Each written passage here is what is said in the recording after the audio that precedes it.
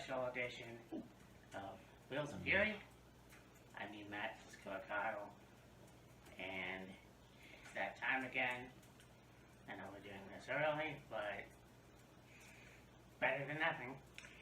Yeah, the earlier we can get it done, don't have to worry about trying to scramble later on to get one done. But anyways, it's a holiday special. Yes. And I tried to find something that wasn't WWE or WWF related, as we do that to death. Yeah. But, oh well. We have Primetime Wrestling, obviously, Gorilla Monsoon and Bobby the Brain Heenan.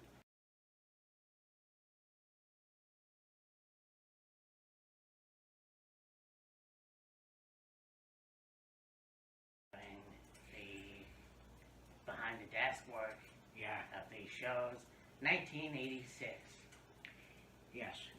So I just want to say, before we get started, Happy Holidays, Merry Christmas, Happy Hanukkah, Feliz Navidad, Mortali,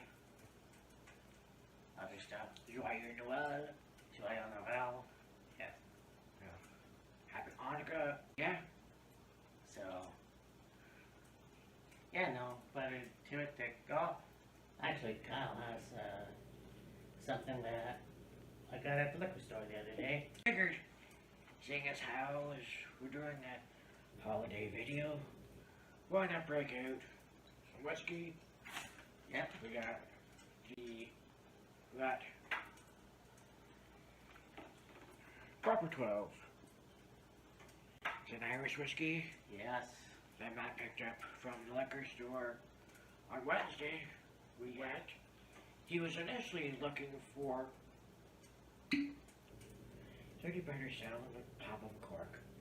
Anyway, yeah, he was looking for the American Wheatley vodka, but I don't think that's available in Canada. I think it's only available in the US, but Yeah. whichever. He was also looking for this and was able to find it, so I was like, well, let me know. WWE sponsors it as well, so, and I also love whiskey.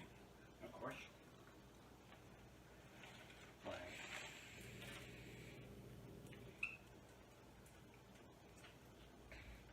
Yeah, figured.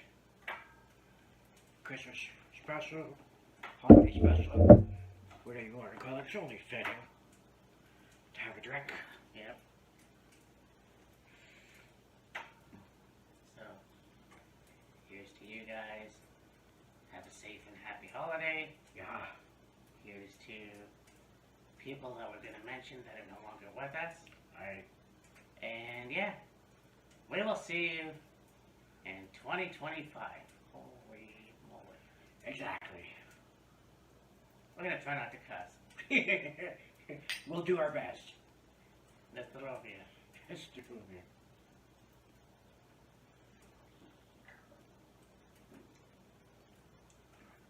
Wow. Let's get it on. Hell yeah. Our first match was actually really good, and I don't remember this guy, but Jimmy Funk versus Blackjack Mulligan. Yeah, Jimmy Jack Funk taking on Blackjack Mulligan. And, yeah, Jimmy Jack Funk was only around for a very short period of time. I'd say maybe a year or two, about, or so. And yeah, story goes that Jimmy Jack was related to, I think, Terry Funk. Yeah. Or the Funks at least. And there's no relation there whatsoever. Yeah, I don't remember. But this was a pretty good match. Obviously, you have Jimmy Jack with the mask on and Yeah. a cowbell or whatever that was. Yeah.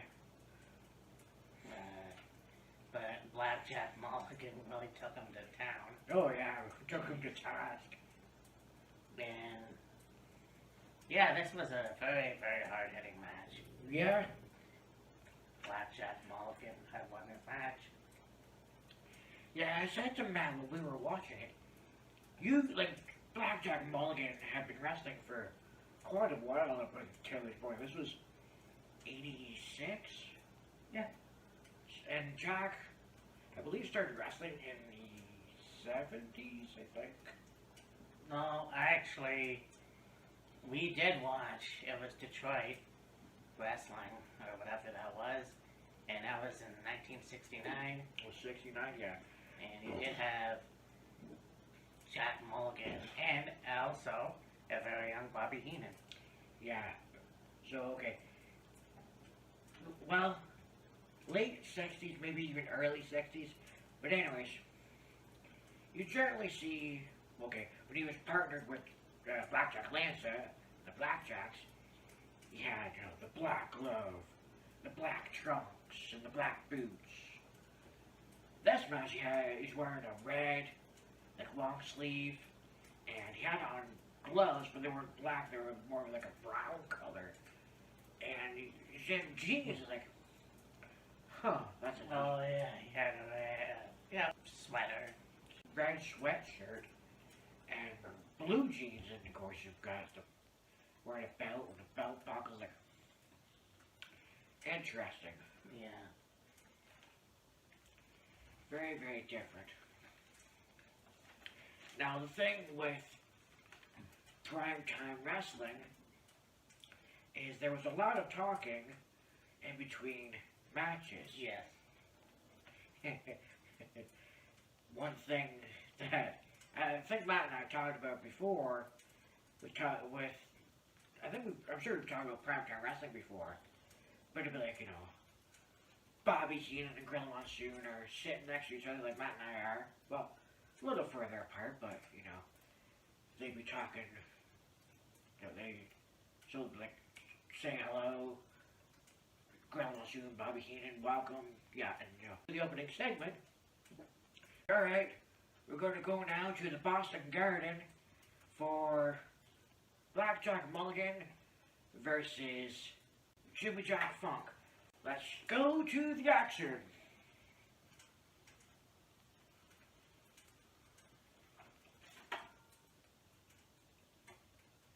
Wow, what a match, don't you see, Bobby?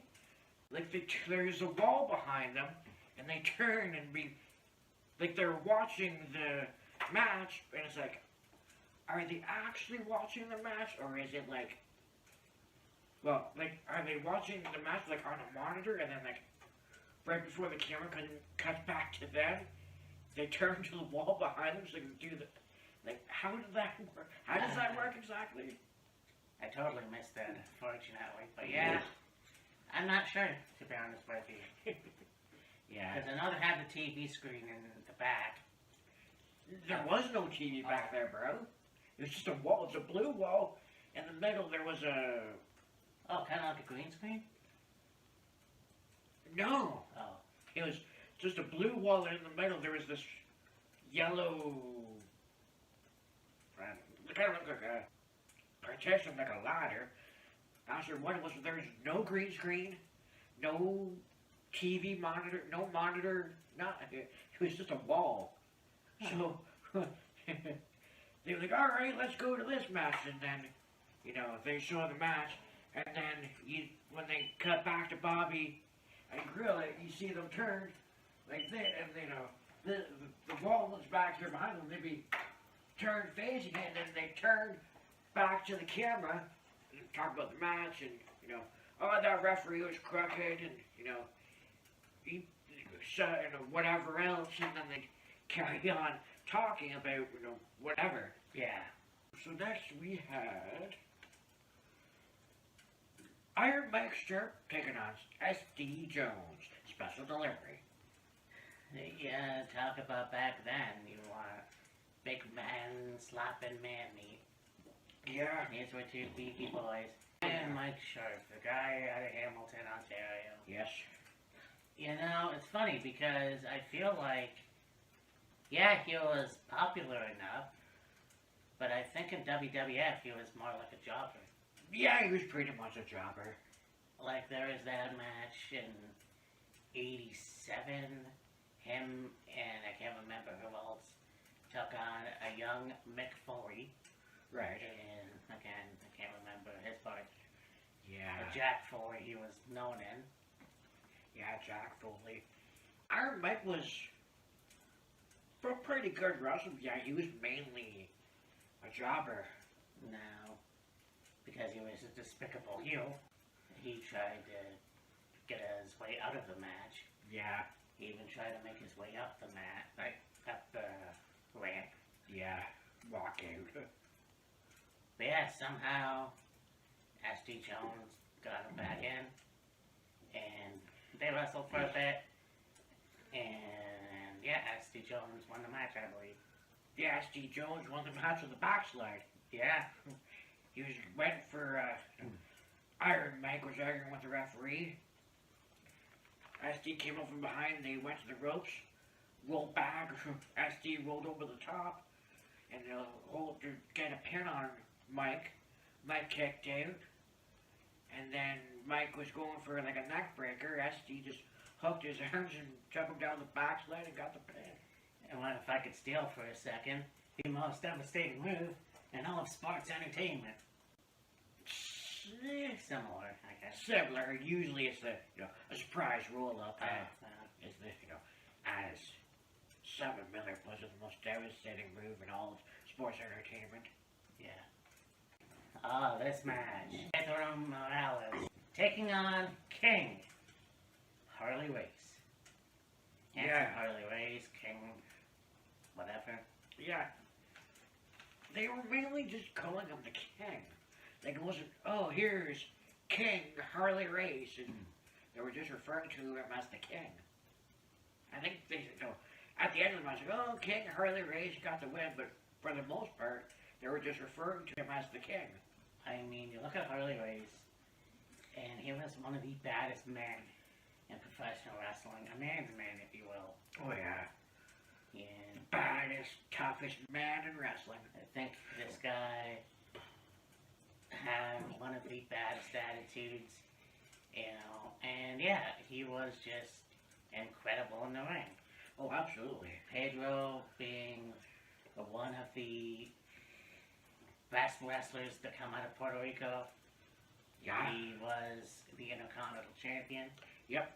I was gonna say I wish he would have held the WWF title, but I don't think he ever did. I can't remember. I know he held the Intercontinental title. Yeah. I think he held the world title too. Well, I'll put it down. Yeah. But talk about the Harley Race knee. Yeah. There's one point where Pedro's on the mat and Harley's just digging his knee right into his face or neck, Yeah. like he's putting out a cigarette. Yeah, exactly. Triple H during his career, and he'd come off the ropes and he'd lift his knee as high as he could and then just drop it on his opponent.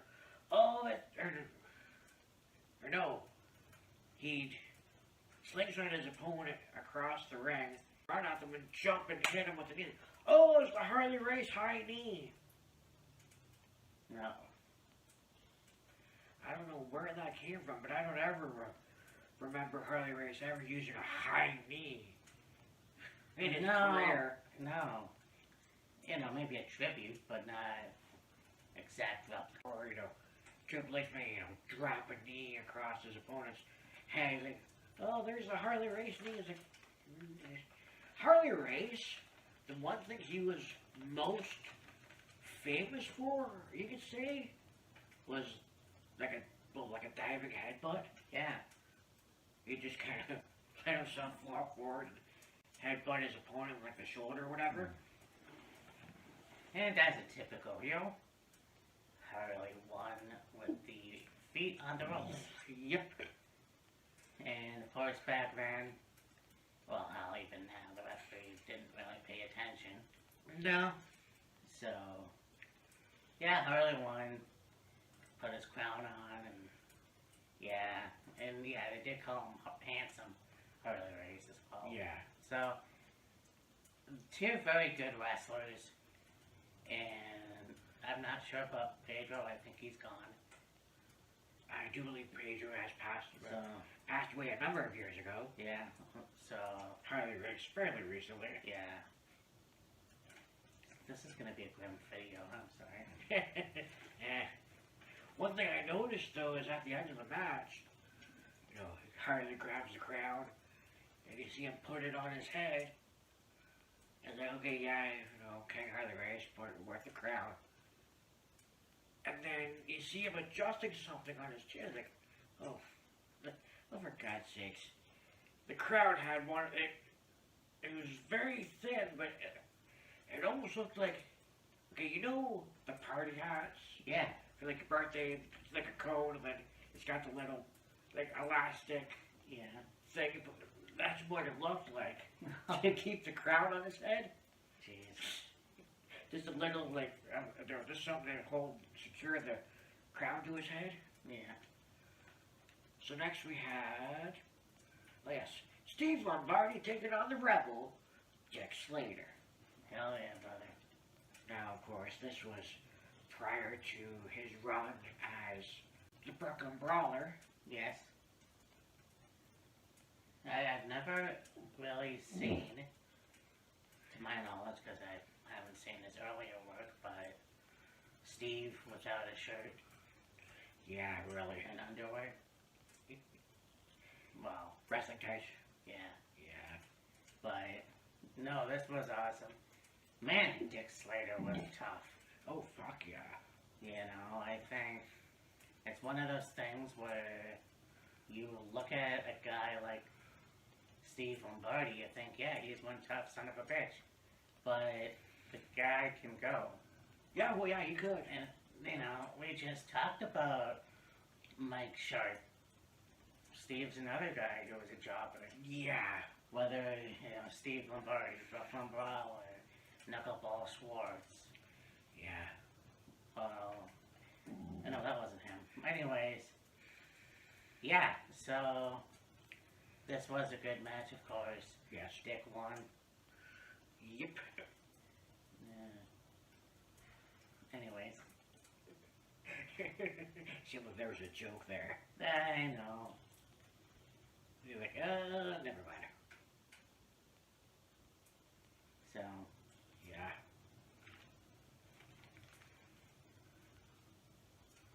so we have Colonel Krishner, who took on Dino Bravo with Lucius Johnny Valiant.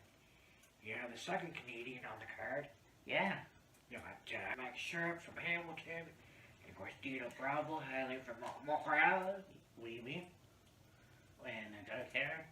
Yeah. This is, yeah, back in those days.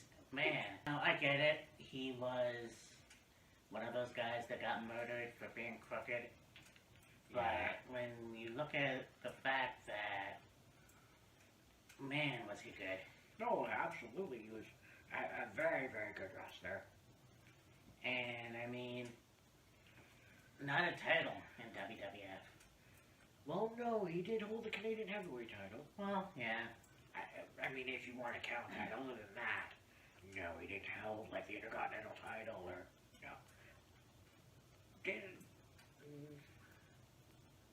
were him and Earthquake the tag champions?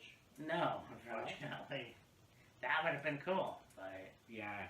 also would have been cool to hold on to the Canadian title. But, anyways, yeah, this was a pretty good match, and Dino picked up the win. Yeah. I mean, Colonel Krishna, one of those guys that, you know, when you look at guys like Sergeant Slaughter, or hell, even Hulk Hogan, if you will, Yeah. you know, well, maybe not Hogan, but the G.I. Joe type guy. I'm not even sure if he was a legit army soldier. He could have been. I mean, it's possible, but Yeah. again, another talent that if he stuck around longer, he may have had a title. Yeah. So, Potentially. Yeah, it's just too bad. And yeah, losing Dino and all that stuff. Actually, one thing I noticed, and I pointed out to Matt, I don't think he noticed it right away, Yeah. but he noticed it eventually. Luscious Johnny was wearing a red shirt, much like Blackjack was. They're a little different, but red long sleeve sweatshirt type top and then blue pants. On the back of the shirt it said Luscious John. I said, okay, you know, self-promotion if you will, whatever. On the back of the pants it said apple pie. It's like, huh? The Yeah, I don't know where that came from. Luscious apple pie Johnny? Yeah. Just random. Yeah. So, I mean, and then we looked at, there was an interview backstage, Mike Rotunda and, Dan Spivey. yes, Just Dan Spivey. It's like, holy fuck, I didn't realize. Okay, one, I didn't realize Dan Spivey wrestled in the WWF prior to him being, Waylon Mercy. yeah, Waylon Mercy. And I didn't realize he teamed with Mike Rotunda. Also didn't realize that he looked like Barry Windham Yeah, really. before Barry Windham. But yeah, I'm noticing the interview, and they bleeped out, or they cut out, what I believe he said shit. I think he said crap on it. I believe he said crap and then censored it. Like, that's Not not bad. really a bad word. If you hadn't said shit, sure. Censor that, but like, crap. You're splitting hairs there with that one. Yeah, might as well have called him a doo-doo head. Yeah, exactly right. But yeah, that team didn't last long. No. And I mean, that's kind of weird because I don't know if Barry left to go to NWA at this point, but it just seems like, yeah, those two were the tag team champions in '85. Yeah. I'm not quite sure how long it lasted, to be honest. No, because they lost the titles to Sheik and Nikolai Volkov. Yeah, WrestleMania 1. So, I believe Barry and Mike were a team for a little while after that. I don't even know when or how Spivey got into the picture. yeah. Because, I mean, I've never heard it mentioned. Yeah, I know. I mean, he was in WCW and the Skyscrapers, Yeah? but didn't know about this. Well, the Skyscraper, so that was 90. Yeah. 89? 90? Yeah, 89. About. So, and this was 2 years prior, so. Yeah. Who knows how that came about. Yeah. Anyways. Next we had adorable Adrian Adonis taking on the JYD, the Junkyard Dog. Yeah, I mean, I can understand why Vince McMahon didn't like Adrian and put him in the gimmick he did because of his weight. I mean, the guy was basically built like me. Anyways, Yeah. so, but this was a good match. And yeah, don't forget how talented that Sylvester Ritter was. Oh yeah, he was a very, very talented wrestler. Now, he may not have held anything, like held a title in the WWF, but like, you look at his career prior to the WWF, he held quite a number of titles. Yes, yes he did. Won't go all the way back to Mid-South Wrestling. Mid-South, Stampede, Yeah. you know, I don't even know about WCW, but Yeah. you know, one of the guys that we lost too soon. Yeah. And, well, I mean, obviously Adrian as well. Like, Yeah. I think when he first started out, it was pretty cool. And it's just skyball from there, unfortunately. And Yeah. but this was a good match. Yeah, for sure. And Junkyard ended up getting the win. Yeah, by count out. So, Yeah. what a good theme song as well. I was trying to pick up on what it was. I don't know if it was him exactly, but women backup singers. But it was actually pretty funky. Yeah, for sure. The last match was, Hulk Hogan versus Hercules. yeah. Hercules. Yeah. And it was interesting how the other matches took place at the Boston Garden. It was probably a house show or something. Yeah. The main event, so to speak, special feature, whatever you want to call it, was from Saturday night's main event. And it's funny because Boston Garden looks a lot smaller than this venue that was. Yeah. Like, I'm not sure where they were for Saturday night's main event, that particular occasion. Yeah, Boston Garden was fairly small, you could say. Yeah. One thing that they said was they had, of course, that event, that show there for the WWF. But prior to that, there was a hockey game. Yeah. So, like, I'm sure it was an afternoon game, so, like, have the hockey game, you know, clear out the ice, you know, get everything, you know, clean it up, and get everything set up for the wrestling show that night. Yeah. Wow, yeah, that was crazy. Pretty good match between Hulk Hogan and Hercules. Oh yeah. And of course, Hulk got the win. Oh yeah, because it was for the title. Yeah. And I mean, I thought Bobby was annoying in commentary. Jesse, holy shit. Oh, I know. I mean, it's one of those things where it's like, Saturday night's main event, by the way, is coming back. Yes. So this is a very good tie-in.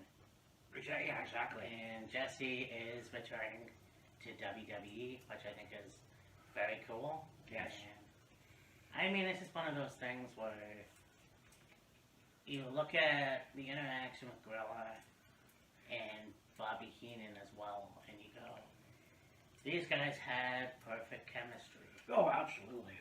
And this episode in particular, you got these presents sitting there, and you got the weasel and the box, and there was a present for Bobby from Gorilla. He doesn't want it. It ends up being a golden phone. Yeah. You see some presents there on the desk, and, you know, one's got you see some legs and a tail sticking out of it. Another one, there's a banana sticking out of it, so Gorilla takes the one with the banana sticking out of it, opens it up. It's a little monkey with holding a banana. And then, of course, the other one was a weasel dressed up like Bobby Heenan, and then, you know, the whole show goes like, I got this gift for you, and, you know, it's Christmas time, and Bobby's like, I don't want that, you're setting me up, you're going to embarrass me, or whatever. Then at the end of the show, Grilla's like, well, fine, if you don't want it here, I'll open it and give it to somebody else. He opens it and pulls it out, of course, really, it's just like about that big, and it's a phone. And Bob's like, well, I'll take it. It's mine. You give it. Goes like, no, you didn't want it. I'll give it. No. I was like, okay then. Yeah. I mean, and also you had Mean Gene make an appearance. Yeah. In addition to, like, Spivey, Right. Steve, and Mike Rotunda, you also had Danny Davis do a short Yeah. thing, and then you got an appearance from Mean Gene Okerlund. Yeah, this was a very good show, and Yeah. the unfortunate part is that we lost most of those guys, Yeah. and, you know, just like everything, it just, it's memories, Yeah. so. And I think, in that case, I know I've been waiting to bring this out. We are. Wheels of Fury heavyweight champion. Yeah. And by New Year's, I've had this title for a year. Uh-huh. So,